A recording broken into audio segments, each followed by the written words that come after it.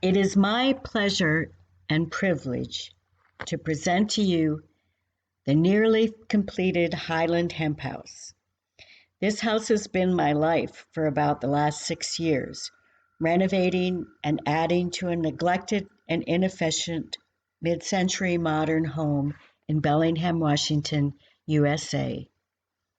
It all started with writing to Steve Allen. He suggested that I come to a workshop he was giving in Colorado. From there, I never turned back. The more I learned, the more convinced I became that this was truly the most sensible way to build. In 2015, Steve came to Bellingham and we built a tiny house to demonstrate to local building officials just how practical and beautiful these buildings can be. I also started attending the International Hemp Building Symposiums, where I met other hemp builders and found the courage and support to build my own house.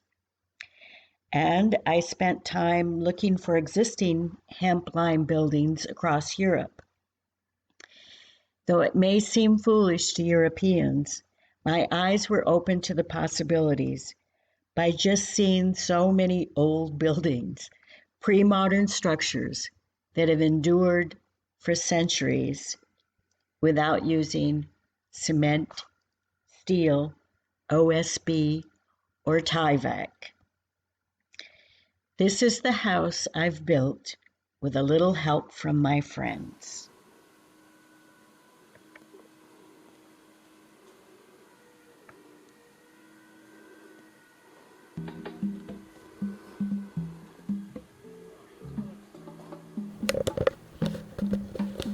This house came about as a result of my late life desire to create not only a dream house to live in, but a model of residential building for our time. A home that is built of healthy materials and regenerative materials that produces the energy needed to operate its internal systems, that captures carbon, and that is beautiful and comfortable to live in. As much as the resulting model demonstrates that it is entirely possible to build a home of healthy and sustainable materials, I think it is also important to share my story. As with others who are pioneering building with hemp, there was no blueprint for how to navigate the territory.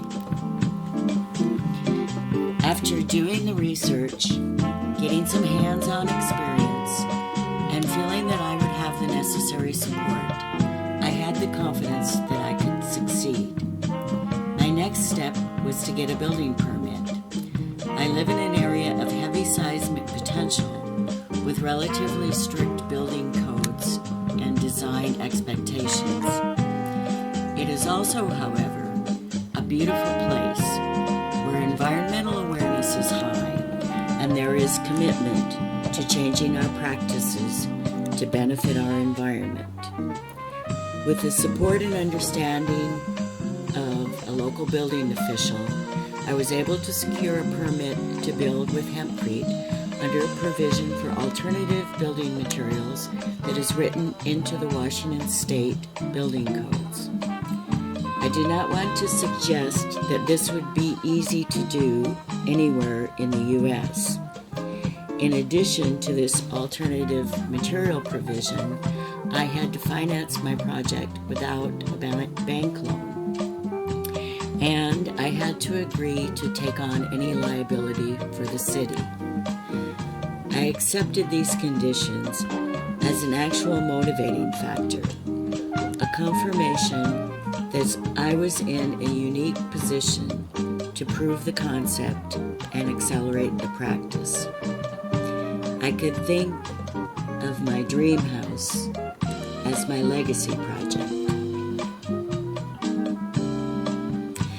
There is a perception that building a hempcrete house is more expensive than one made of typical contemporary materials. I do not believe that this is inevitably the case. Even though I had to import my hemp and binder additive from Europe, essentially doubling the price of the hempcrete. The building method also eliminates several layers of wall construction. The materials are simple and potentially abundant. My experience was that the cost overruns were due to limitations of human behaviors, social mythologies, and general failures to see the big picture. Consider what could happen if hemp were not so heavily regulated and builders and planners were more adaptable to new paradigms of what constitutes public health and safety. Most of the hemp growing world is currently constrained by requirements to grow only varieties that have had most of the THC bred out of the plant. Well, this is a concern for food and medicine. The arguments for these constraints on building material supplies are foolish. They burden farmers with risk and expenses that short-circuit the development of whole industries that could offer healthy, net-zero, affordable housing. In effect, lowering the risk to farmers would be more production. A more reliable supply would invite capital investment. Processing ability would facilitate more research and development, which would in turn bring more natural building, independent of petrochemicals, having a significant impact on reversing climate change catastrophe. And that would mean better quality of life for many of the people who live on Earth. Can we afford to have innovation constrained by rules that direct our climate solutions only towards advantaged individuals or groups? We need to support our best practices rather than our most powerful players. Our time is up. But there is also hope. We can learn.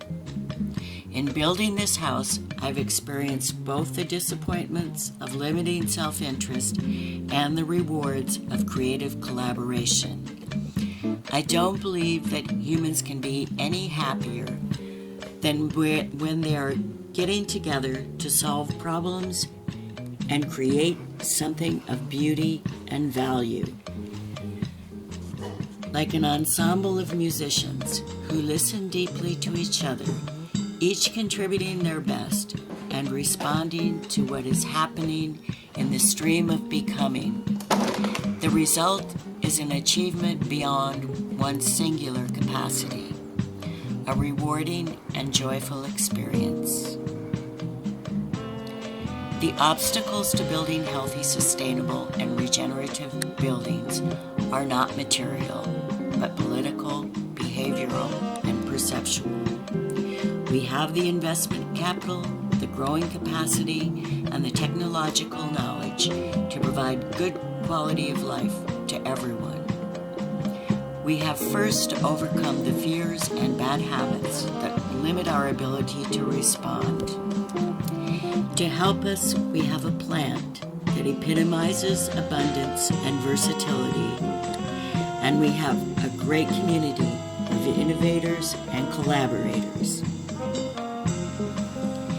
Thank you for your interest, and please feel free to follow our progress on my next project. I will be working with Chris Wilson and her family, and with designers Matt Remsbecker and Miranda Pierce, and many other partners and supporters. We will be building a multi-generational house on the Tulalip Reservation in Washington State. We hope it will be another model of healthy living for a changing world. Please follow us at the Highland Hemp House website, on Facebook, and other social media. We welcome your participation.